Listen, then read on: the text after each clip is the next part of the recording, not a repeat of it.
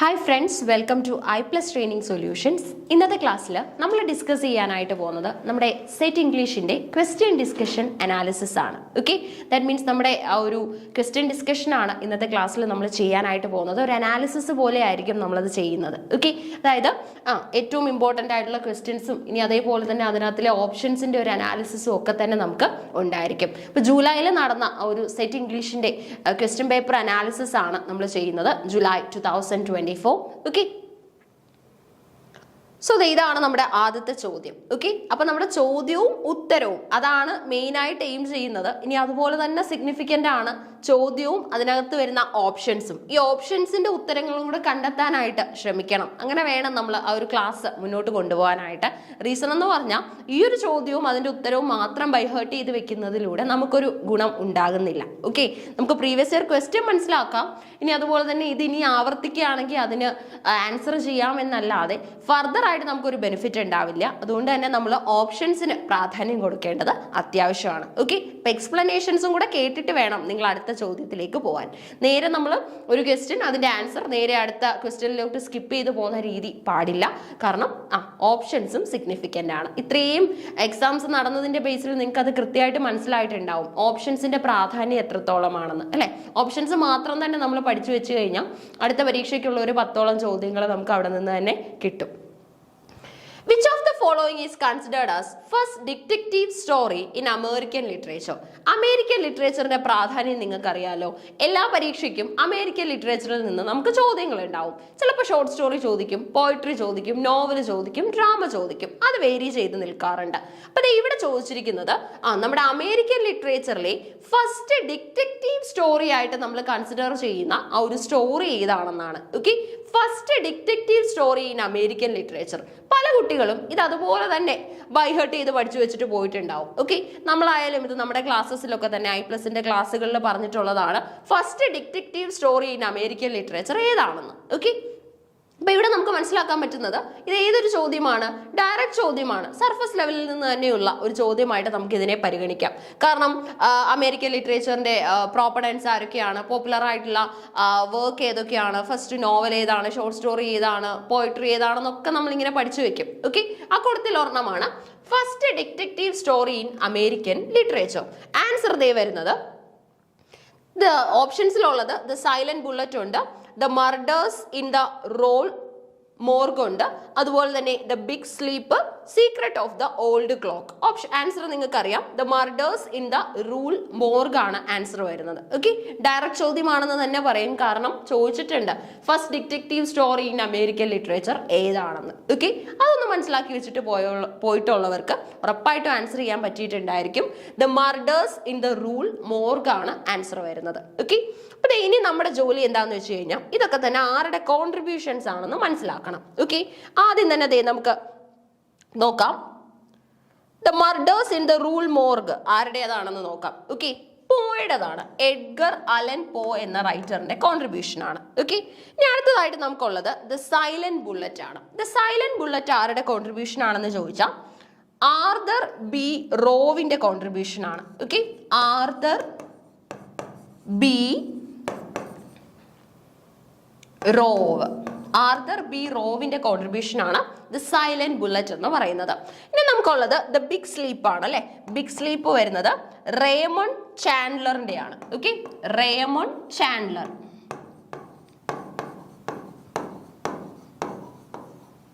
ശേഷം നമുക്കുണ്ട് the secret of the old clock. Okay, ഇത് കാരോലിൻ കീനിൻ്റെതാണ്. Okay, Carolyn keen.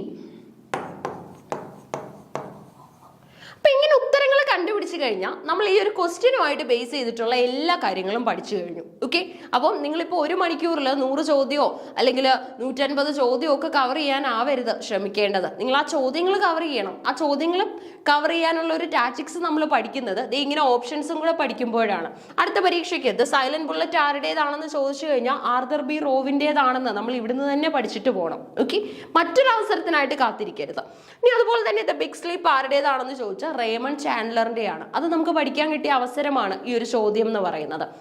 അതുപോലെ തന്നെയാണ് the secret of the old clock. Okay, Carolyn Keene എന്ന് പറയുന്ന റൈറ്ററിന്റെ കോൺട്രിബ്യൂഷൻ ആണ്. അപ്പൊ നമുക്ക് ആൻസർ വന്നത് the murders in the Rue Morgue ആണ് എഡ്ഗർ അലൻ പോ എന്ന റൈറ്ററിന്റെ കോൺട്രിബ്യൂഷൻ ആയിരുന്നു. അപ്പൊ ഈ കാര്യങ്ങൾ എഴുതിയെടുക്കാൻ ശ്രമിക്കണം. ചോദ്യവും വേണം, അതുപോലെ തന്നെ ഓപ്ഷൻസും വേണം.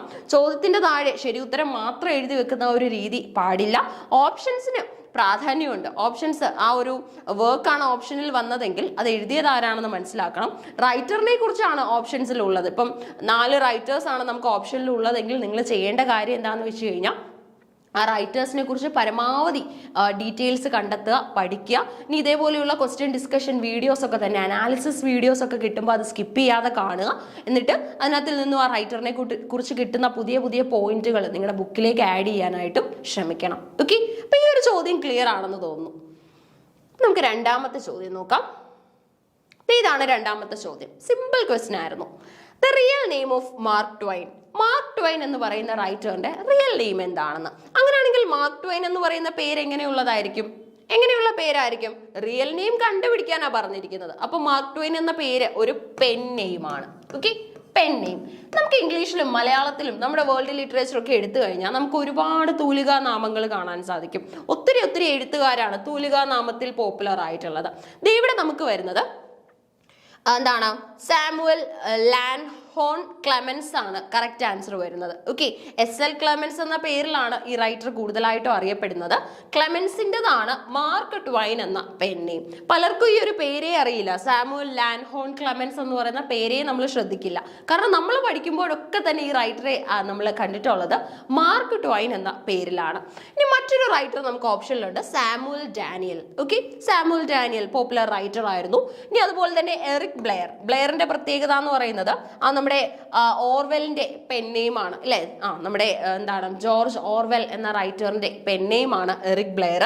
അതുപോലെ തന്നെ നമ്മുടെ William Sydney Porter. Okay, William Sydney Porter എന്ന് പറയുന്നത് ആക്ച്വലി എന്താണ്, നമ്മുടെ റിയൽ നെയിം ആണ് വില്യം സിഡ്നി പോട്ടർ. റൈറ്ററിന്റെ പെൻ നെയിം വരുന്നത് O. ഹെൻറി എന്നാണ്. ഓക്കെ, പറഞ്ഞതിൽ ഒരു ചേഞ്ച് ഉണ്ട്. എറിക് ബ്ലെയർ എന്ന് പറയുന്നത് റിയൽ നെയിം ആണ്. എറിക് ബ്ലെയർ റിയൽ നെയിം ആണ്. ജോർജ് ഓർവെൽ എന്ന് പറയുന്നതാണ് ഉപയോഗിച്ച പെൻ നെയിം. ഇനി കാര്യങ്ങൾ ഒന്നുകൂടെ ഒന്ന് ക്ലിയർ ആക്കാം. Real name of Mark Twain ആയിരുന്നു നമ്മളോട് ചോദിച്ചിരുന്നത്. ആൻസർ വരുന്നത് സാമുവൽ ലാൻഹോൺ ക്ലെമൻസ് എന്നാണ്. ഓക്കെ, ഓപ്ഷനിൽ നമുക്ക് സാമുവൽ ഡാനിയൽ എന്ന് പറഞ്ഞൊരു റൈറ്ററും ഉണ്ടായിരുന്നു. ഇനി അതുപോലെ തന്നെ നമുക്ക് എറിക് ബ്ലെയർ തേർഡ് ഓപ്ഷൻ ആയിട്ടുണ്ട്. എറിക് ബ്ലെയർ എന്ന് പറയുന്നത് റിയൽ നെയിം ആണ്. റൈറ്ററിന്റെ പെൻ നെയിം വരുന്നത് ജോർജ് ഓർവെൽ എന്നാണ്. George Orwell. ഇനി അതുപോലെ തന്നെ William Sydney Potter, WS Porter എന്നും നമുക്ക് കാണാൻ പറ്റും. പോർട്ടർ എന്ന പേരിൽ അറിയപ്പെടാറുണ്ട്. ഈ ഒരു റൈറ്ററിന്റെ റിയൽ നെയിം ആണ് വില്യം സിഡ്നി പോട്ടർ എന്ന് പറയുന്നത്. റൈറ്റിംഗ്സിൽ ഉപയോഗിക്കുന്ന പേര് O. ഹെൻറി എന്നാണ്. O. ഹെൻറി. നമ്മൾ കൂടുതലായിട്ടും സാഹിത്യ രചനകളാണ് പഠിക്കുന്നത്. റൈറ്റേഴ്സിന്റെ ബയോഗ്രഫിക്ക് നമ്മൾ ഒത്തിരി പ്രാധാന്യം കൊടുക്കാറില്ല. എപ്പോഴും റൈറ്റിംഗ്സിന് കൂടുതൽ പ്രയോറിറ്റി കൊടുക്കും. അതുകൊണ്ട് തന്നെ നമ്മളിൽ രജിസ്റ്റേർഡ് ആയിട്ടുള്ളത് റൈറ്റേഴ്സിന്റെ പെൻ നെയിംസ് ആണ്. ഓക്കെ, ഫോർ എക്സാമ്പിൾ മാർക്ക് ട്വൈന്, ജോർജ് ഓർവെൽ, O. ഹെൻറി, ഈ പേരുകളൊക്കെ നമുക്ക് സുപരിചിതം. റൈറ്റേഴ്സിന്റെ റിയൽ നെയിംസ് ആണ് നമുക്ക് ദാറ്റ് മീൻസ് ഇപ്പോൾ റിയൽ നെയിംസ് ആയിരിക്കും തന്നിട്ടുണ്ടാവുന്നത്. അവരുടെ പെൻ നെയിം ഐഡന്റിഫൈ ചെയ്യാൻ ചോദിക്കും. തിരിച്ചും ചോദിക്കും, മാർക്ക് ട്വൈൻ എന്ന അത് ഒരു പെൻ നെയിമാണ്, റൈറ്ററിന്റെ റിയൽ നെയിം എന്താണ് എന്ന് ചോദിച്ചു കഴിഞ്ഞാലും ആൻസർ ചെയ്യാൻ പറ്റണം. ഓക്കെ, അപ്പൊ ഈ രണ്ട് ചോദ്യം എത്ര സിമ്പിൾ ആണെന്ന് നോക്കി. ഒരെണ്ണം ആദ്യത്തെ ഡിറ്റക്റ്റീവ് സ്റ്റോറി ഏതാണെന്നാണ്. അമേരിക്കൻ ലിറ്ററേച്ചറിലെ ആദ്യത്തെ ഡിറ്റക്റ്റീവ് സ്റ്റോറി ആയിരുന്നു ചോദിച്ചത്. നമ്മുടെ എഡ്ഗർ അലൻ പോയുടെ the murders in the Rue Morgue ആയിരുന്നു ഉത്തരം വന്നത്. രണ്ടാമത്തെ ചോദ്യം നോക്കി, the real name of Mark Twain. Mark ട്വൈൻ്റെ റിയൽ നെയിം വരുന്നത് ക്ലെമൻസ് എന്നാണ്. ഒപ്പം ബാക്കിയുള്ള റൈറ്റേഴ്സിന്റെ എന്താണ് പെൻ നെയിമും അതുപോലെ തന്നെ റിയൽ നെയിമും നമ്മൾ ചെക്ക് ചെയ്യുകയും ചെയ്തു. ഈ കിടക്കുന്നതൊക്കെ തന്നെ നമുക്ക് റിയൽ നെയിംസ് ആണ്, പെൻ നെയിംസ് ആണ് നമ്മൾ റൈറ്റ് സൈഡിൽ എഴുതി ഇപ്പോൾ പഠിച്ചത്. ഓക്കെ, രണ്ട് ചോദ്യങ്ങളും സിമ്പിൾ ആയിരുന്നു. അടുത്ത ചോദ്യം നമുക്കൊന്ന് നോക്കാം. അടുത്തത് ലൈൻസ് ആണ്. ഒരുപക്ഷെ പലരെയും ബുദ്ധിമുട്ടിക്കുന്നത് ഇങ്ങനെയുള്ള ചോദ്യങ്ങളായിരിക്കും. ലൈൻസ് ഒക്കെ തന്നെ തന്നിട്ട് അത് ഏത് പോമിൽ നിന്നാണ് എന്നൊക്കെ ചോദിച്ചു കഴിഞ്ഞാൽ കുറച്ച് കൺഫ്യൂഷൻസ് ഒക്കെ തന്നെ പലപ്പോഴും കുട്ടികൾക്ക് വരാറുണ്ട്. Okay, the land was ours before we were the lands. The land was ours before we were the lands. Okay, ശരിക്കും പറഞ്ഞാൽ നോക്കി, അങ്ങോട്ടും ഇങ്ങോട്ടും ട്വിസ്റ്റിംഗ് ആയിട്ടാണ് തന്നിരിക്കുന്നത്. ആ ലാൻഡ് ഞങ്ങളുടേതായിരുന്നു, ഞങ്ങൾ ലാൻഡിൻ്റെതാകുന്നതിന് മുൻപ് തന്നെ. Which of the following poems of Faust opens with this line? Okay, പലപ്പോഴും നോക്കി ഈ ലൈനിനോടൊപ്പം തന്നെ ലൈൻ ഏത് പോമിലെയാണെന്ന് ചോദിച്ചാൽ കുറച്ചും കൂടെ കൺഫ്യൂഷൻ കൂടിയേനെ. ഇവിടെ കൃത്യമായിട്ട് തന്നിട്ടുണ്ട്. ഈ ഒരു ഫ്രോസ്റ്റ് കവിതകളിൽ ഏതിലാണ് okay which of the following poems of Frost opens with this line? ഫ്രോസ്റ്റിന്റെ കവിതയിലാണ് ഈ ലൈൻ വരുന്നതെന്ന് നമുക്ക് ഉറപ്പായിട്ടുണ്ട്. കാരണം ചോദ്യത്തിൽ തന്നെ തന്നിട്ടുണ്ട്. ഫ്രോസ്റ്റിന്റെ കവിതകൾ വേറെയും നമുക്ക് ഓപ്ഷനിൽ വന്നിട്ടുണ്ട്. അപ്പൊ നോക്കി, The land was ours before we were the lands എന്ന് പറയുന്നത് The Gift Outright എന്ന് പറയുന്ന ഒരു കവിതയിലേതാണ്. ഓക്കെ, The Gift Outright എന്ന് പറയുന്ന കവിതയിലെ വരികളാണ് The land was ours before we were the lands. The Gift Outright ഫ്രോസ്റ്റിന്റെയാണ്. ഫ്രോസ്റ്റ് കവിതകൾ നമുക്കുണ്ട് വേറെയും സ്ക്രീനിൽ. സോ നമുക്കിവിടെ മനസ്സിലാക്കാൻ പറ്റുന്നത് ഫ്രോസ്റ്റിന്റെ കവിതകളിൽ വെച്ചിട്ട് ഈ ഒരു ലൈൻസ് അപ്പിയർ ചെയ്യുന്ന കവിത ഏതാണെന്നാണ്. ഇൻഡെപ്ത് ചോദ്യമാണ്. ഇതുവരെ പരിചയപ്പെട്ട 3 ചോദ്യങ്ങളിൽ വെച്ചിട്ട് ഇൻഡെപ്ത് ചോദ്യം ഏതാണെന്ന് ചോദിച്ചാൽ അത് ഇതാണ്. ഓക്കെ, ആദ്യത്തെ നമുക്ക് ഫസ്റ്റ് ഡിറ്റക്റ്റീവ് സ്റ്റോറി ആയിരുന്നു ചോദിച്ചത് അമേരിക്കൻ ലിറ്ററേച്ചറിലെ. അത് ഒരു എന്താണ് നമ്മളിപ്പോൾ ബൈഹേർട്ട് ചെയ്ത് വെക്കുന്ന ക്വസ്റ്റ്യൻസിന്റെ ടൈപ്പിലുള്ളതാണ്. രണ്ടാമത് മാർക്ക് ട്വെയിൻ ആരുടെ പെണ്ണേമാണ് എന്ന് ചോദിച്ചു. ഇപ്പോഴത്തെ ചോദ്യം വന്നത് ഈ ഒരു ലൈൻസ് ഒന്ന് നോട്ട് ചെയ്ത് വെച്ചോളുക. ഫ്രോസ്റ്റിന്റെ കവിതയിലെ വരികളാണെന്ന് അറിയുക. ഫ്രോസ്റ്റിന്റെ ദി ഗിഫ്റ്റ് ഔട്ട്റൈറ്റ് എന്ന് പറയുന്ന കവിതയിലാണ് ഈ വരികൾ നിങ്ങൾക്ക് കാണാൻ സാധിക്കുന്നത്. അടുത്ത നോക്കിയാലോ, the colour purple is A or an novel. Okay, അപ്പൊ ഈ കളർ പർപ്പിൾ എന്ന് പറയുന്നത് ഏത് കാറ്റഗറിയിൽ അഥവാ ജോണറിൽ നിങ്ങൾക്ക് ഇൻക്ലൂഡ് ചെയ്യാൻ സാധിക്കുന്ന ഒരു വർക്ക് ആണെന്ന്. ഓക്കെ, കളർ പർപ്പിൾ നോക്കിയാലോ, എപ്പിസ്റ്റോളറി ആണെന്ന് പറയുന്നുണ്ട്. എപ്പിസ്റ്റോളറി എന്ന് പറഞ്ഞു കഴിഞ്ഞാൽ എന്താണെന്ന് നിങ്ങൾ ആദ്യം തന്നെ മനസ്സിലാക്കണം. എപ്പിസ്റ്റോളറി എന്ന് പറഞ്ഞാൽ ലെറ്റർ ഫോം ഓഫ് നറേഷൻ ആയിരിക്കും. ഓക്കെ, കത്തുകൾ അങ്ങോട്ടും ഇങ്ങോട്ടും എക്സ്ചേഞ്ച് ചെയ്യുന്ന രീതിയിലായിരിക്കും ആ ഒരു നറേഷൻ വരുന്നത്. മറ്റൊരെണ്ണം പിക്കാറോസ്. പിക്കാറോ എന്ന് പറയുന്ന വാക്കിന്റെ അർത്ഥം തന്നെ റോഗ് എന്നാണ്. റോഗ് എന്ന് പറഞ്ഞാൽ ഒരു വാണ്ടറർ, പ്രത്യേകിച്ച് ലക്ഷ്യസ്ഥാനമൊന്നും ഇല്ലാതെ സഞ്ചരിക്കുന്ന ഒരു വാണ്ടററിന്റെ ഒരു വേ ഓഫ് നറേഷൻ ആയിരിക്കും. ഹിസ്റ്റോറിക്കൽ എന്ന് പറഞ്ഞു കഴിഞ്ഞാൽ തന്നെ നിങ്ങൾക്ക് മനസ്സിലാക്കാം. അതുപോലെ തന്നെ എസ്പിനേജ് വർക്കുകൾ നമുക്ക് ഒത്തിരി ഇല്ല, എന്നാൽ പോലും നമുക്ക് അത്തരം കോൺട്രിബ്യൂഷൻസും കാണാനായിട്ട് സാധിക്കും. അപ്പൊ ഈ കൂട്ടത്തിൽ ഏറ്റവും പോപ്പുലർ എന്ന് പറയുന്നത് എപ്പിസ്റ്റോളറിയും അതുപോലെ തന്നെ നമ്മുടെ പിക്കാറോയും തന്നെയാണ്. ഹിസ്റ്റോറിക്കലായിട്ട് നമുക്ക് ഒരുപാട് പ്ലേസ് എക്സിസ്റ്റ് ചെയ്യുന്നുണ്ട്. സോ നമ്മുടെ കളർ പർപ്പിൾ ഒരു സംശയവും വേണ്ട, അതൊരു എപ്പിസ്റ്റോളറി നോവലാണ്. Okay, letter form of narration ആണ് കളർ പർപ്പിളിൽ നിങ്ങൾക്ക് കാണാനായിട്ട് സാധിക്കുന്നത്. അപ്പൊ കളർ പർപ്പിൾ ഏത് കാറ്റഗറി വർക്ക് ആണെന്ന് ചോദിച്ചു കഴിഞ്ഞാൽ ആൻസർ വരുന്നത് എപ്പിസ്റ്റോളറി ആണ്. അതും നിങ്ങൾക്ക് ക്ലിയർ ആയിട്ട് തന്നെ ആൻസർ ചെയ്യാൻ സാധിക്കും. ഇനി അതുപോലെ തന്നെ എപ്പിസ്റ്റോളറി ആയിട്ട് ബേസ് ചെയ്ത് അറിയേണ്ട കാര്യങ്ങൾ എന്ന് പറയുന്നത് നമ്മുടെ പമേല, വിർച്യു റിവാർഡഡ് എന്ന് പറയുന്ന ടൈറ്റിലൊക്കെയുള്ള വർക്കാണ് പമേല. ഇനി അതുപോലെ തന്നെ ക്ലാരിസ. പമേലയും ക്ലാരിസയും സാമുവൽ റിച്ചാർഡ്സന്റെ നോവലുകളാണ്. രണ്ടും നമുക്ക് എപ്പിസ്റ്റോളറി എന്ന് പറയുന്ന ഒരു ക്ലാസ്സിലേക്കാണ് ഇൻക്ലൂഡ് ചെയ്യാനായിട്ട് സാധിക്കുന്നത്. ഓക്കെ, അപ്പൊ എപ്പിസ്റ്റോളറി എന്താണെന്ന് പഠിച്ചു, അതിനുള്ള വ്യത്യസ്തമായിട്ടുള്ള മറ്റു ഉദാഹരണങ്ങളും നമ്മൾ നോക്കി. ഇതൊന്നും അങ്ങനെ എന്താണെന്ന് വാട്ട് ഈസ് എന്നുള്ള രീതിയിൽ ചോദിക്കാറില്ല. പിന്നെ നമുക്കറിയാം നെറ്റ് എക്സാമിലൊക്കെ നമ്മൾ ഈ ഒരു സ്റ്റേറ്റ്മെന്റ് ചോദ്യങ്ങളുടെ ട്രെൻഡ് കണ്ടു തുടങ്ങി അല്ലേ. സോ അതിന്റെയൊക്കെ ബേസിൽ ഇൻ കേസ് എന്താണ് പിക്കാറസ്, അല്ലെങ്കിൽ ഇപ്പൊ സ്റ്റേറ്റ്മെന്റ് എയിൽ പറയുന്നു പിക്കാറസ് എന്ന് പറഞ്ഞാൽ ഒരു വാണ്ടററിന്റെ ടെയിൽ ഓഫ് നറേഷൻ ആണെന്ന്, എപ്പിസ്റ്റോളറി എന്ന് പറഞ്ഞാൽ ലെറ്റർ ഫോം ഓഫ് നറേഷൻ ആണെന്ന്, നമ്മൾ അതിനോട് എഗ്രി ചെയ്യുന്നു, സ്റ്റേറ്റ്മെന്റ് എയും ബിയും കറക്റ്റ് ആണോ എന്നൊക്കെയുള്ള രീതിയിൽ ചോദ്യം വന്നാലും ഉത്തരം പറയാൻ പറ്റും. നോക്കി, ചോസറിന്റെ വർക്കാണ് Troilus and Criseyde is dedicated to. ഏറ്റവും ഇമ്പോർട്ടൻ്റ് ആയിട്ടുള്ള ഒരു ചോദ്യമാണ്. ഓക്കെ, അതായത് ഇത് ഏത്, ഇപ്പൊ നമ്മൾ ഏജ് വൈസ് ലിറ്ററേച്ചർ പഠിക്കാറില്ലേ, ഏജ് വൈസ് ലിറ്ററേച്ചറിൽ ഏത് ഏജിലാണെന്ന് ചോദിച്ചു കഴിഞ്ഞാൽ നമ്മുടെ മിഡിൽ ഇംഗ്ലീഷ് പീരീഡിൽ വരും അല്ലേ. Middle English period. കാരണം ഏജ് വൈസ് ലിറ്ററേച്ചർ നമ്മൾ കൂടുതലായിട്ടും ഡിവൈഡ് ചെയ്യാറുള്ളത്, നമുക്കത് നെറ്റ് വരുമ്പോഴാണ് കൂടുതലായിട്ടും ഏജ് വൈസ് ലിറ്ററേച്ചറിന് കൂടുതൽ പ്രാധാന്യം വരുന്നത്. നെറ്റ് ഇംഗ്ലീഷിന്റെ ഒക്കെ സിലബസിൽ നമ്മുടെ i+ന്റെ പ്ലാറ്റ്ഫോമിൽ ഏജ് വൈസ് ലിറ്ററേച്ചറും കൂടെ ക്രമീകരിച്ചിട്ടുണ്ട്. സോ ഇവിടെ നമുക്ക് കാണാൻ സാധിക്കുന്നത് ഓൾഡ് ഇംഗ്ലീഷ് എന്ന് പറഞ്ഞൊരു പീരീഡ്, മിഡിൽ ഇംഗ്ലീഷ് എന്ന് പറഞ്ഞ മറ്റൊരു പീരീഡ്, റെനൈസൻസ് എന്ന് പറഞ്ഞ മൂന്നാമതൊരു പീരീഡ്, നിയോ ക്ലാസിക്കൽ എന്ന് പറഞ്ഞ് നാലാമതൊരു പീരീഡ്, റൊമാൻറ്റിക്സ് എന്ന് പറഞ്ഞ് അഞ്ചാമത്തെ ഒരു പീരീഡ്, ശേഷം നമുക്ക് വിക്ടോറിയനും എഡ്വേർഡിയനും ജോർജിയനും മോഡേണും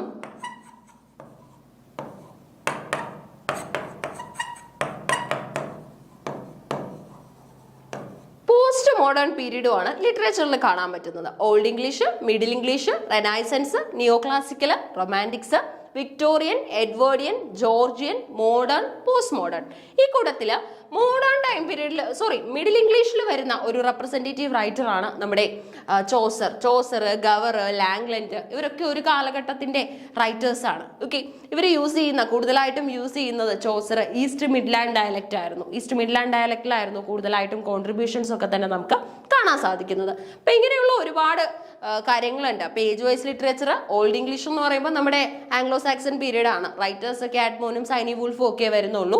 മിഡിൽ ഇംഗ്ലീഷ് നമ്മൾ നോക്കി, റെനൈസൻസിലാണ് ഷേക്സ്പിയർ അടക്കമുള്ള എഴുത്തുകാര്. നിയോ ക്ലാസിക്കലില് ഡ്രൈഡനും പോപ്പും ഒക്കെ വരുന്നു. റൊമാൻറ്റിക്സ് വരുമ്പോൾ നമുക്ക് വേൾഡ്സ്വർത്ത് അടക്കമുള്ള റൈറ്റേഴ്സ്. വിക്ടോറിയനിലെ ഹാർഡി, എഡ്വേർഡിയനിൽ നമുക്ക് സെയിം റൈറ്റേഴ്സ് തന്നെ, ദാറ്റ് മീൻസ് വിക്ടോറിയനിലെ റൈറ്റേഴ്സ് തന്നെ എഡ്വേർഡിയനിലും കണ്ടിന്യൂ ചെയ്യുന്നുണ്ട്. ശേഷം ജോർജിയനിൽ നമുക്ക് സെയിം റൈറ്റേഴ്സിനെയൊക്കെ കാണാം. ഇനി അതുപോലെ തന്നെ മോഡേൺ പീരീഡിൽ നമുക്ക് വിർജീനിയ വൂൾഫും ജെയിംസ് ജോയ്സും അടക്കമുള്ള റൈറ്റേഴ്സും. പോസ്റ്റ് മോഡേൺ പീരീഡിൽ നമുക്ക് കുറച്ച് തിയറിസ്റ്റുകളും വരുന്നുണ്ട്. ഡെറീഡയും അൾത്യൂസറും ഒക്കെ തന്നെ ഈ സമയത്തെ റൈറ്റേഴ്സ് ആണ്. ഓക്കെ, അപ്പൊ ഇവരൊക്കെ ചേർന്ന് ഗിഫ്റ്റഡ് ആയിട്ടുള്ള അതാണ് നമ്മുടെ ഏജ് വൈസ് ലിറ്ററേച്ചർ. അപ്പൊ മിഡിൽ ഇംഗ്ലീഷിൽ നിന്നുള്ള ചോദ്യം നിങ്ങൾ കാണുകയാണ്. ചോസേഴ്സ് ട്രോയിലസ് ആൻഡ് ക്രിസൈഡ് ആർക്ക് വേണ്ടി ഡെഡിക്കേറ്റ് ചെയ്തിരിക്കുന്നു? John Gower, John of Gaunt, William Langland, അതുപോലെ തന്നെ ബ്ലാഞ്ചെ ഓഫ് ലാങ്കസ്റ്റർ. ഓക്കെ, നോക്കി, John Gower, John of Gaunt, William Langland, Blanche of Lancaster. Answer വരുന്നത് നിങ്ങൾക്ക് സംശയമൊന്നും ഉണ്ടാവില്ല, ജോൺ ഗവർ ആണ്. ഓക്കെ, ജോൺ ഗവർ തന്നെയാണ് ശരി ഉത്തരമായിട്ട് വരുന്നത്. അതായത് ഇപ്പൊ നമ്മൾ മിഡിൽ ഇംഗ്ലീഷ് പഠിക്കുന്ന സമയത്ത് നമ്മൾ 4 റൈറ്റേഴ്സിനെ, ഓക്കെ, മെയിനായിട്ട് 3 റൈറ്റേഴ്സിനെ നമ്മൾ പഠിക്കാറുണ്ട്. ഒന്ന് ചോസറും, ഒന്ന് ജോൺ ഗവറും, ഒന്ന് വില്യം ലാംഗ്ലൻഡുമാണ്. ലാംഗ്ലൻഡിന്റെ ഫേമസ് ആയിട്ടുള്ള കോൺട്രിബ്യൂഷൻ ആണ് പിയേഴ്സ് ദി പ്ലോമാൻ എന്ന് പറയുന്നത്. ഇനി നമ്മൾ ഗവറിലേക്ക് പോവുകയാണെങ്കിൽ കൺഫെഷോ അമാൻഡിക്സ്, വോസ് ക്ലമാൻഡിസ്, സ്പെക്കുലം മെഡിറ്റാൻഡിസ്, ഇതൊക്കെ തന്നെ ഫേമസ് ആയിട്ടുള്ള കോൺട്രിബ്യൂഷൻസ് ആണ്. ഓക്കെ, പേരുകൾ പറയുന്നതിനേക്കാൾ അതൊന്ന് എഴുതുന്നതായിരിക്കും നിങ്ങൾക്കും ഈസി അല്ലേ. സോ ഇപ്പൊ ജോൺ ഗവറിൽ പോവുകയാണെങ്കിൽ ഗവറിന്റെയാണ് സ്പെക്കുലം മെഡിറ്റാൻഡിസ്.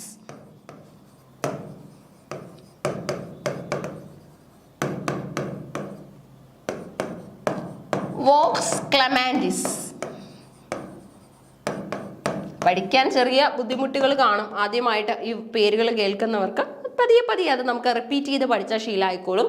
സ്പെക്കുലം മെഡിറ്റാൻഡിസ്, വോക്സ് ക്ലമാൻഡിസ്, കൺഫെഷോ അമാൻഡിസ് ഉണ്ട്.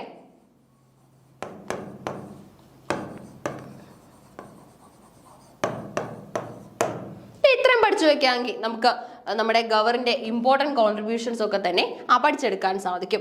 ബാക്കി നമുക്ക് ബ്ലാഞ്ചെ ഓഫ് ലാങ്കസ്റ്ററും അതുപോലെ തന്നെ ജോൺ ഓഫ് ഗൗണ്ടും ഒക്കെ തന്നെ പേരുകൾ ഒന്ന് സുപരിചിതമായിരുന്നാൽ തന്നെ മതിയാവും. അപ്പം ട്രോയിലസ് ആൻഡ് ക്രിസൈഡ് ആർക്ക് വേണ്ടിയുള്ള ഡെഡിക്കേഷൻ ആണ്?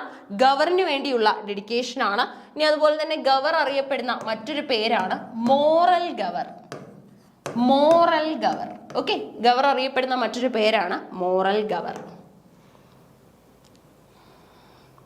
അപ്പൊ ഇങ്ങനെ നമുക്ക് ചോദ്യങ്ങൾ ഓരോന്നായിട്ട് പഠിച്ചു പോകാൻ സാധിക്കും. അപ്പൊ ഇതുവരെയുള്ള ചോദ്യങ്ങൾ എനിക്ക് തോന്നുന്നു നിങ്ങൾക്ക് വലിയ ബുദ്ധിമുട്ടില്ലാതെ മനസ്സിലാക്കാൻ പറ്റിയിട്ടുണ്ടായിരിക്കും അല്ലേ.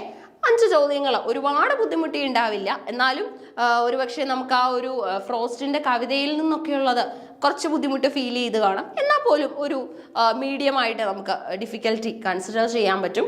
A work day in utopia is dash hours. ഇങ്ങനൊരു ചോദ്യം ആരും തന്നെ പ്രതീക്ഷിക്കുമെന്ന് ഞാൻ വിചാരിക്കുന്നില്ല. കാരണം ഉട്ടോപ്പിയെ കുറിച്ച് നമ്മൾ ധാരാളം നോക്കി വെച്ചിട്ട് പോകും. എന്നാൽ പോലും ഉട്ടോപ്പിയയിലെ ഒരു വർക്ക് ഡേ എന്ന് പറയുന്നത് എത്ര മണിക്കൂറായിരിക്കും എന്നൊക്കെ ഉള്ളത് ചോദിക്കില്ലായിരിക്കും എന്ന് പറഞ്ഞ് നമ്മൾ അവോയ്ഡ് ചെയ്യുന്ന ഒരു കാറ്റഗറിയാണ്. അപ്പൊ ഇത് ഏകദേശം 6 hours വരും. ഓക്കെ, 5ഉം 10ഉം 6ഉം 8ഉം ആണ് ഉള്ളത്. ആൻസർ ശരിയാണ്, 6 ആണ് നമുക്ക് ആൻസർ കിട്ടുന്നത്.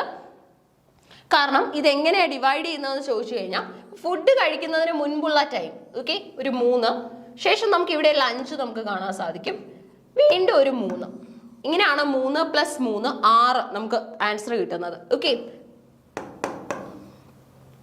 സോ 3 മണിക്കൂർ വെച്ചിട്ട് നമ്മൾ ആഫ്റ്റർനൂണും ഫോർനൂണും നമ്മൾ സ്പ്ലിറ്റ് ചെയ്യും. അങ്ങനെയാണ് ഉട്ടോപ്പിയയിലെ ഒരു ടൈം പീരീഡ് എന്ന് പറയുന്നത്. ഓക്കെ, തോമസ് മൂർ ആണ് ഉട്ടോപ്പിയ എന്ന പേരിൽ ഒരു പുസ്തകം ആദ്യമായിട്ട് ചെയ്യുന്നത്. ഉട്ടോപ്പിയ എന്ന പ്ലേസിന്റെ മീനിങ് തന്നെ വരുന്നത് ഇമാജിനറി ലാൻഡ് എന്നാണ്. ഉട്ടോപ്പിയയുടെ ഓപ്പോസിറ്റ് ആണ് നമുക്ക് ഡിസ്റ്റോപ്പിയ എന്ന് വരുന്നത്. ഉട്ടോപ്പിയ ഇമാജിനേഷൻ ആണ്, ഇമാജിനറി ലാൻഡ് ആണെങ്കിൽ അതിന്റെ ഓപ്പോസിറ്റ് ആണ് ഡിസ്റ്റോപ്പിയയിൽ വരുന്നത്. ഡിസ്റ്റോപ്പിയ എന്ന് പറയുമ്പോൾ മുഴുവൻ റിയലിസ്റ്റിക് ആണ്. അടുത്തതായിട്ട് നമുക്ക് വരുന്നത് ഏഴാമത്തെ ചോദ്യമാണ്. Who is described as Great England's glory and the world's wide wonder in Prothalamion? Okay, Prothalamion എന്ന് പറയുന്ന വർക്കിൽ ആരെയാണ് ഗ്രേറ്റ് ഇംഗ്ലണ്ടിന്റെ ഗ്ലോറി ആയിട്ടും വേൾഡിന്റെ വൈഡ് വണ്ടർ ആയിട്ടും കൺസിഡർ ചെയ്യുന്നത്? ഓക്കെ, പ്രോതലാമിയനും എപ്പിതലാമിയനും ഒക്കെ തന്നെ നമ്മുടെ എഡ്മണ്ട് സ്പെൻസർ കോൺട്രിബ്യൂട്ട് ചെയ്തിട്ടുള്ള ഏറ്റവും ഇമ്പോർട്ടൻറ്റ് കോൺട്രിബ്യൂഷൻസ് ആണ്, പോംസ് ആണ്. അപ്പൊ ഇവിടെ നോക്കിയേ, ആരെയാണ് ഗ്രേറ്റ് ഇംഗ്ലണ്ടിന്റെ ഗ്ലോറി എന്ന് വിശേഷിപ്പിക്കുന്നത്? The Earl of Essex, king Charles first, the Earl of ലാങ്കസ്റ്റർ, അതുപോലെ തന്നെ ദ ഏൾ ഓഫ് നോർത്തുംബ്രിയ. ആരെയാണ് ഇത്തരത്തിൽ കൺസിഡർ ചെയ്യുന്നത്? ഏൾ ഓഫ് എസെക്സിനെയാണ് ശരിക്കും പറഞ്ഞാൽ ദ ഗ്രേറ്റ് ഇംഗ്ലണ്ട്സ് ഗ്ലോറി എന്നും വേൾഡിന്റെ വൈഡ് വണ്ടർ എന്നും ഒക്കെ തന്നെ വിശേഷിപ്പിക്കുന്നത്. ഓക്കെ, ഏൾ എന്ന് പറയുമ്പോൾ നമുക്കറിയാം, അതായത് സൊസൈറ്റിയിൽ ആ ഒരു ടൈം പീരീഡിൽ, ഹിസ്റ്ററിക്കൽ ടൈം പീരീഡിൽ വളരെ വ്യക്തമായ സ്ഥാനം വഹിച്ചവരെ നമ്മൾ ഏൾ എന്ന് വിശേഷിപ്പിക്കാറുണ്ട്. നമുക്ക് ഏൾ ഓഫ് ലാങ്കസ്റ്ററും ഏൾ ഓഫ് നോർത്തുംബ്രിയയും ഒക്കെ തന്നെ എക്സിസ്റ്റ് ചെയ്യുന്നുണ്ട്. കിങ് ചാൾസ് ഫസ്റ്റ് വളരെ ഇമ്പോർട്ടൻ്റ് ആണ്. ഓക്കെ, കിങ് ചാൾസ് ഫസ്റ്റിനെ പോലെ തന്നെ ഇമ്പോർട്ടൻ്റ് ആണ് ചാൾസ് ഫസ്റ്റിന്റെ മകനായ ചാൾസ് സെക്കൻഡ്. ചാൾസ് സെക്കൻഡ് എങ്ങനെയാണ് പ്രാധാന്യം അർഹിക്കുന്നതെന്ന് ചോദിച്ചു കഴിഞ്ഞാൽ, നമ്മുടെ റീസ്റ്റോറേഷൻ പീരീഡിൽ, അതായത് നമുക്കറിയാം റെനൈസൻസ് ടൈം പീരീഡിലൊക്കെ രാജഭരണമായിരുന്നു. അതിനുശേഷം നമുക്ക് നിയോ ക്ലാസിക്കലിന്റെ ഇടയിൽ പ്യൂരിറ്റൻ എന്ന് പറഞ്ഞ ഒരു ടൈം പീരീഡ് വരുന്നുണ്ട്. നമ്മുടെ ഒലിവർ ക്രോംവെൽ ലോർഡ് പ്രൊട്ടക്ടർ എന്ന ഒരു പദവിയൊക്കെ അലങ്കരിച്ചുകൊണ്ട് ഇംഗ്ലണ്ട് ഭരിച്ച സമയമായിരുന്നു. ഒലിവർ ക്രോംവെലിന് ശേഷം മകനായ റിച്ചാർഡ് ക്രോംവെല്ലാണ് ഇംഗ്ലണ്ട് ഭരിക്കാനായിട്ട് എത്തുന്നത്. അത്രത്തോളം പോപ്പുലർ ആവാനോ ഫ്ലറിഷ് ചെയ്യാനോ ഒന്നും, അച്ഛനെ പോലെ പോപ്പുലർ ആകാനൊന്നും ഇദ്ദേഹത്തിന് സാധിച്ചിരുന്നില്ല. ശേഷം നമുക്ക് കാണാൻ പറ്റുന്നത് മൊണാർക്കി തന്നെയാണ് ഏറ്റവും ഉചിതം എന്നുള്ള രീതിയിൽ മൊണാർക്കി റീസ്റ്റോർ ചെയ്യുന്നതാണ്. ഓക്കെ, മൊണാർക്കി റീസ്റ്റോർ ചെയ്യുന്നതിന്റെ ഭാഗമായിട്ട് ചാൾസ് രണ്ടാമനെ ഇതിനു മുൻപ് ഫ്രാൻസിലേക്ക് നാട് കടത്തിയായിരുന്നു. ഫ്രാൻസിലേക്ക് പറഞ്ഞയച്ച ചാൾസ് രണ്ടാമനെ തിരിച്ച് ഇംഗ്ലണ്ടിലേക്ക് വെൽക്കം ചെയ്യുകയാണ്. ചാൾസ് രണ്ടാമൻ തിരിച്ച് ഇംഗ്ലണ്ടിൽ എത്തുന്നു. ഇംഗ്ലണ്ടിൽ എത്തിയിട്ടാണ് മൊണാർക്കി റീസ്റ്റോർ ചെയ്യുകയും റീസ്റ്റോറേഷൻ പീരീഡ് എന്ന് ഈ ഒരു കാലഘട്ടം അറിയപ്പെടുകയും ചെയ്യുന്നത്. റെനൈസൻസിന്റെ ശേഷം വരുന്ന ഒരു കാലമാണ് റീസ്റ്റോറേഷൻ എന്ന് പറയുന്നത്. റീസ്റ്റോറേഷന്റെ കഥ ഇതാണ്. ചാൾസ് ഒന്നാമനും രണ്ടാമനും ഒക്കെ ആയിരുന്നു. ചാൾസ് ഒന്നാമന്റെ മകനാണ് ചാൾസ് രണ്ടാമൻ. അപ്പൊ ഇവരൊക്കെ തന്നെയായിരുന്നു ഇംഗ്ലണ്ട് റൂൾ ചെയ്തുകൊണ്ടിരുന്നത്. ചാൾസ് രണ്ടാമനെ ഇംഗ്ലണ്ടിൽ നിന്നും ഒലിവർ ക്രോംവെൽ ഫ്രാൻസിലേക്ക് നാട് കടത്തി. ഫ്രാൻസിൽ നിന്നും നമ്മുടെ ചാൾസ് രണ്ടാമനെ എല്ലാവരും, അതായത് ഇംഗ്ലണ്ട് പീപ്പിൾ ഒരുമിച്ച് തിരിച്ചു വിളിക്കുകയാണ്. അതായത് ഇംഗ്ലണ്ടിൽ മൊണാർക്കി തന്നെ മതി, അതായത് ഇവിടെ ലോർഡ് പ്രൊട്ടക്ടറിന്റെ റൂൾ ആയി കഴിഞ്ഞാൽ ടോട്ടലിറ്റേറിയനിസം പോലെ ആയി പോകും, ഒരു ഏകാധിപത്യ ഭരണമായി പോകും എന്നുള്ള രീതിയിൽ ചാൾസിനെ തിരിച്ചു വിളിക്കുന്നു. ചാൾസ് ഇംഗ്ലണ്ടിലേക്ക് മടങ്ങി വരികയും റീസ്റ്റോറേഷൻ ഡിക്ലെയർ ചെയ്യുകയും ചെയ്യുന്നു. എന്ന് പറഞ്ഞാൽ എന്താ അവിടെ റീസ്റ്റോർ ചെയ്യപ്പെടുന്നത്? മൊണാർക്കി. ഓക്കെ, ഇങ്ങനെയാണ് ചാൾസ് ഒന്നാമനും രണ്ടാമനും ഒക്കെ തന്നെ ഹിസ്റ്ററിയിൽ സിഗ്നിഫിക്കൻ്റ് ആവുന്നത്. നമുക്ക് എട്ടാമത്തെ ചോദ്യം ഒന്ന് നോക്കിയാലോ. Who offers a definition of poetry as an art of imitation that teaches its audience through delight or pleasure? Okay, അതായത് നമ്മൾ പലപ്പോഴും പറയാറുണ്ട് നമ്മുടെ ആർട്ടിന് ഡ്യുവൽ പർപ്പസ് ഉണ്ടെന്നൊക്കെ, അതായത് എന്റർടൈൻമെന്റ് പ്ലസ് എഡ്യൂക്കേഷൻ എന്നൊക്കെ തന്നെ നമ്മൾ പറയാറുണ്ട്, എഡ്യൂടൈൻമെന്റ് എന്നൊക്കെ തന്നെ നമ്മൾ പറയാറുണ്ട്. അപ്പൊ ഇവിടെ തന്നിരിക്കുന്ന ക്വസ്റ്റ്യൻ ഇതാണ്. എനിക്ക് തോന്നുന്നു ഒരുപാടാണ് പോയിട്രിയെ കുറിച്ചുള്ള നമ്മുടെ പോയിറ്റ്സിന്റെ ഡെഫിനിഷൻസ്, ഒരുപാട് ഇംഗ്ലീഷ് റൈറ്റേഴ്സ് അവരുടെ ഒപ്പീനിയൻസ് ഡെഫിനിഷനായിട്ട് സ്റ്റേറ്റ് ചെയ്തിട്ടുണ്ട്. അതുകൊണ്ട് തന്നെ പലരും സ്കിപ്പ് ചെയ്തിട്ട് പോകുന്ന ഒരു ഏരിയ ആണ് ഈ ഡെഫിനിഷന്റെ ഏരിയ. ചോദിക്കില്ലായിരിക്കും എന്നൊക്കെയുള്ള ഒരു പ്രിജുഡൈസിൽ പോകുന്ന ഏരിയ ആണ്. പക്ഷെ അങ്ങനെ പാടില്ല. ഇപ്പം പല ആവർത്തിയായിട്ട് നമ്മൾ കാണുന്നതാണ്, ഡെഫിനിഷൻ അതുപോലെ എടുത്ത് ചോദിക്കാറുണ്ട്. 2 എണ്ണം വരെ ചോദിച്ച കാലഘട്ടമുണ്ട്. ഓക്കെ, എക്സാംസ് ഉണ്ട്, അതായത് 2ഉം 3ഉം പോയിട്രിയെ കുറിച്ചുള്ള ഡെഫിനിഷൻസ് വന്നിട്ടുണ്ട്. അപ്പോൾ അങ്ങനെ 3 ചോദ്യങ്ങളൊക്കെ പോകുമ്പോൾ തന്നെ നമ്മുടെ സ്കോർ എത്രത്തോളം താഴോട്ട് പോകുമെന്ന് നിങ്ങൾക്ക് ഊഹിക്കാൻ സാധിക്കും. അതുകൊണ്ട് തന്നെ ഡെഫിനിഷൻ ഒന്ന് വായിച്ചു വെച്ച് കഴിഞ്ഞാൽ തന്നെ നിങ്ങൾക്ക് ക്വസ്റ്റ്യനിൽ കാണുമ്പം ഒരുപക്ഷെ ഓർമ്മ വന്നു കഴിഞ്ഞാൽ എത്ര നല്ലതാണ്, നമുക്ക് ആ ഒരു മാർക്ക് നഷ്ടമാവില്ലല്ലോ. സോ അങ്ങനെ വേണം നിങ്ങൾ അതിനെ കാണാൻ. ഒരിക്കലും ഈ എഴുതി വെച്ചത് നോക്കാതെ പോകുന്ന രീതി പാടില്ല. ഡെഫിനിഷൻ, അതായത് നമ്മളിത് പറയുന്നത് പലപ്പോഴും കുട്ടികൾ വന്ന് പറയും ഡെഫിനിഷൻ ഒത്തിരിയാ, 10 ഡെഫിനിഷൻ ഉണ്ടായിരുന്നു, 20 എണ്ണം ഉണ്ടായിരുന്നു, ഇത്രയും കൂടെ ബൈഹേർട്ട് ചെയ്യാൻ വയ്യ എന്നൊക്കെ പറയാറുണ്ട്. അപ്പം അതുകൊണ്ടാണ് പറയുന്നത്, നമ്മൾ പലരോട് സംസാരിക്കുമ്പോൾ അപ്പം അതുകൊണ്ടാണ് പറയുന്നത് ഡെഫിനിഷൻ പഠിച്ചിട്ട് പോകണം. ഇങ്ങനെ ചോദിച്ചു കഴിഞ്ഞാൽ നമുക്ക് ആൻസർ ചെയ്യാൻ പറ്റും. അപ്പം ഇത് പോയിട്രിയെ കുറിച്ചുള്ള ഏറ്റവും സിമ്പിൾ ആയിട്ടുള്ള ഡെഫിനിഷനാണ്, എല്ലാവർക്കും അറിയാവുന്ന ഡെഫിനിഷനാണ്. It's an art of imitation teaches its audience through delight or pleasure. അപ്പം ഇത് സിഡ്നി, അരിസ്റ്റോട്ടിൽ, ലോഞ്ചൈനസ്, ഡ്രൈഡൻ ഈ 4 റൈറ്റേഴ്സ് ആണ് ഓപ്ഷനിൽ വന്നിട്ടുള്ളത്. പലപ്പോഴും സിഡ്നി നമ്മുടെ പോയിട്രിയെ കുറിച്ചുള്ള ഏറ്റവും ഗംഭീരമായിട്ടുള്ള ഡെഫിനിഷൻസ് ഒക്കെ പറഞ്ഞ ആളാണ്. ബട്ട് സിഡ്നിയുടെ തന്നെയാണ് ഈ ഒരു ആൻസർ വരുന്നത്. അരിസ്റ്റോട്ടിൽ നമുക്കറിയാം ഓൾഡ് ടൈം പീരീഡിലെ ഒരു ക്ലാസിക്കൽ റൈറ്റർ ആണ്. അരിസ്റ്റോട്ടിൽ ഡിഫൈൻ ചെയ്യാനായിട്ട് കൂടുതലും ശ്രമിച്ചിട്ടുള്ളത് ട്രാജഡിയെയാണ്. ഓക്കെ, ട്രാജഡിയാണ്. അതുപോലെ തന്നെ നമ്മളിപ്പോൾ കണക്ഷൻസ് പറയുകയാണെങ്കിൽ സോക്രട്ടീസ് എന്ന് പറയുന്ന ഇപ്പൊ നമ്മുടെ എന്താണ് ക്വസ്റ്റ്യൻ ആൻസർ മെത്തേഡൊക്കെ കൊണ്ടുവന്ന ആളാണ് സോക്രട്ടീസ്. സോക്രട്ടീസിന്റെ ശിഷ്യനായിട്ടാണ് നമ്മൾ പ്ലേറ്റോയെ കൺസിഡർ ചെയ്യുന്നത്. പ്ലേറ്റോയുടെ ശിഷ്യനാണ് ദേ ഓപ്ഷനിലുള്ള അരിസ്റ്റോട്ടിൽ. ഇനി അരിസ്റ്റോട്ടിലിന്റെ ശിഷ്യനായിട്ടാണ് നമ്മൾ അലക്സാണ്ടർ ദ ഗ്രേറ്റിനെ കൺസിഡർ ചെയ്യുന്നത്. അപ്പൊ ദേ അരിസ്റ്റോട്ടിൽ വന്ന ഒരു വഴി നിങ്ങൾക്ക് മനസ്സിലായല്ലോ. അതായത് പ്ലേറ്റോയുടെ ശിഷ്യനാണ് അരിസ്റ്റോട്ടിൽ. ഓക്കെ, അരിസ്റ്റോട്ടിൽ കൂടുതലും ഡിഫൈൻ ചെയ്തിട്ടുള്ളത് ട്രാജഡിയെ കുറിച്ചും കെതാർസിസിനെ കുറിച്ചും മിമിസിസിനെ കുറിച്ചും ഒക്കെയാണ്. ഇനി അതുപോലെ തന്നെ ലോഞ്ചൈനസും സിഗ്നിഫിക്കന്റ് ആയിട്ടുള്ള ഒരു ഇംഗ്ലീഷ് പോയറ്റ് ആണ്. അതുപോലെ തന്നെ ഡ്രൈഡന്റെ പ്രത്യേകത എന്താണെന്ന് വെച്ച് കഴിഞ്ഞാൽ Dryden is known as the father of English criticism. Okay, അപ്പൊ ഇതിന്റെ ആൻസർ വരുന്നത് സിഡ്നി ആണ്. റിമൈനിങ് ക്വസ്റ്റ്യൻസ് നമുക്ക് ഡിസ്കസ് ചെയ്യാം. So keep learning. Thank you.